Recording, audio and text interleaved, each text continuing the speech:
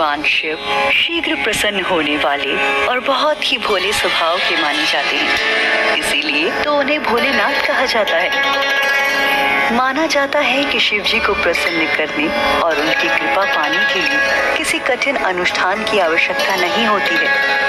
वो अपने भक्त की सच्ची श्रद्धा से की गई आराधना से खुश हो जाते हैं।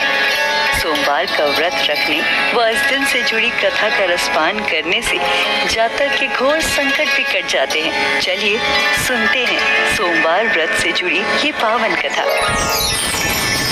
बहुत समय पहले की बात है।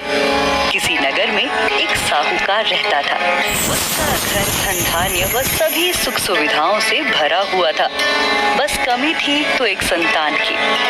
संतान पाने के लिए साहूकार हर सोमवार को उपवास रखता था और शिव मंदिर जाकर पूरी आस्था से शिव पार्वती की पूजा अर्चना करता था। उसकी अटूट भक्ति से माँ पार्वती प्रसन्न हुई और भगवान शिव से निवेदन करने लगी, हे स्वामी, आप तो अपने भक्त की पुकार शीघ्र सुन लेते हैं। कृपया साहूकार पर भी दया करें और उसकी मनोकामना पूर्ण करें। माता पार्वती की विनती सुनकर भगवान शिव कहने लगे, हे देवी, हर प्राणी को अपने अच्छे बुरे दोनों कर्मों का फल भोगना ही पड़ता है। यही इस संसार की रीत है। ये सुनकर पार्वती जी साहूकार की मनोकामना पूर्ण करने के लिए शिव जी से हट करने लगी। बहुत समझाने पर भी जब माता पार्वती न मानी तो शंकर भगवान ने साहूकार को संतान प्राप्ति का वर दिया, किंतु उन्होंने कहा कि ये बालक अल्प आयु होगा और मात्र 12 वर्ष तक ही जीवित रह सकेगा। उधर साहूकार भगवान शिव व माता पार्वती की बातें सुन चुका था, इसीलिए उसे संतान प्राप्ति का वरदान पाने के बाद भी कोई प्रसन्नता न हुई, किंतु वो अब भी पहले की ही तरह पूरी श्रद्धा से भगवान भोले शंकर की आराधना करता रहा। वरदान पाने के कुछ ही समय बाद साहूकार की पत्नी गर्भवती हुई और 9 महीने बाद एक सुंदर बालक को जन्म दिया। जब बालक 11 वर्ष का हुआ तो साहूकार ने उसके मामा को बुलाकर कहा कि इसे काशी पढ़ने के लिए ले जाओ। तुम लोग रास्ते में यज्ञ व दान पुण्य करते हुए जाना। ये कहकर साहूकार ने उन्हें खूब धन देकर विदा किया।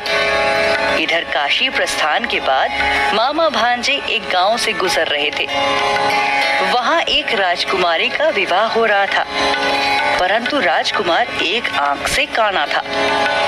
तभी वर के पिता ने साहूकार के बेटे को देखा और उसके मामा से कहा, तुम अपना भांजा कुछ समय के लिए हमें दे दो, विवाह संपन्न हो जाए उसके बाद ले जाना।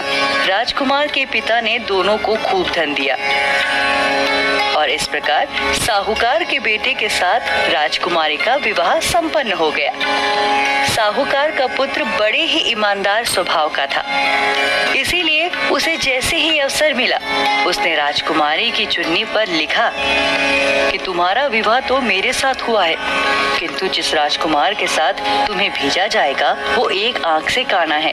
जब राजकुमारी ने साहूकार की लिखी पढ़ी तो बोली, स्वामी, मैंने अग्नि को साक्षी मानकर आपके साथ फेरे लिए हैं। अब मैं आपके अलावा किसी और को अपना पति स्वीकार नहीं करूंगी। पत्नी की बात सुनकर साहूकार के बेटे ने कहा, ऐसा मत कहो, मैं अल्प आयु हूँ। कुछ ही दिन में 12 वर्ष की आयु होते ही मेरी मृत्यु निश्चित है। लेकिन पत्नी ने कहा, जो भी मेरे भाग्य में लिखा होगा वो मुझे स्वीकार है। राजकुमारी ने ये बात अपने माता पिता को बताई। इस पर राजा बहुत क्रोधित हुए और उन्होंने अपनी पुत्री को उस राजकुमार के साथ विदा किए बिना ही बारात वापस लौटा दी। उधर साहूकार का बेटा व उसके मामा काशी पहुँचे। वहाँ जाकर दोनों ने कई यज्ञ अनुष्ठान किए और साहूकार के बेटे ने विद्या ग्रहण करना शुरू किया। जिस दिन बालक 12 वर्ष का हुआ उस दिन भी मामा भांजे दोनों यज्ञ करने जा रहे थे, किंतु अचानक साहूकार के बेटे की तबीयत बिगड़ने लगी। उसने अपने मामा से कहा, मामा, मेरी तबीयत कुछ ठीक नहीं लग रही है। ये सुनकर मामा ने उसे अंदर जाकर आराम करने को कहा। बालक अंदर जाकर आराम करने लगा, किंतु आज ही के दिन उसकी मृत्यु निश्चित थी। अतः कुछ ही समय में उसके प्राण निकल गए। भांजे की मृत्यु होने पर मामा विलाप करने लगे। संयोगवश उसी समय भोलेनाथ व पार्वती जी उसी रास्ते से जा रहे थे। माता पार्वती ने शिव जी से कहा, हे स्वामी, ये करुण स्वर किस ओर से आ रहा है? मुझसे ये सहन नहीं हो रहा है। कृपया आप इस व्यक्ति के कष्टों का निवारण करें। माता पार्वती की विनती सुनकर जब भगवान शिव मृत बालक के पास पहुँचे तो देखा कि ये तो उसी साहूकार का पुत्र है जिसका जन्म मेरे वरदान स्वरूप हुआ था और अब इसका जीवन पूरा हो चुका है। माता पार्वती दुखी होकर कहने लगी कि हे प्रभु, इस बालक को मृत देखकर इसके माता पिता वियोग में अपने प्राण त्याग देंगे। इसीलिए कृपया आप मेरी विनती सुने और इस बालक को जीवन दान दें।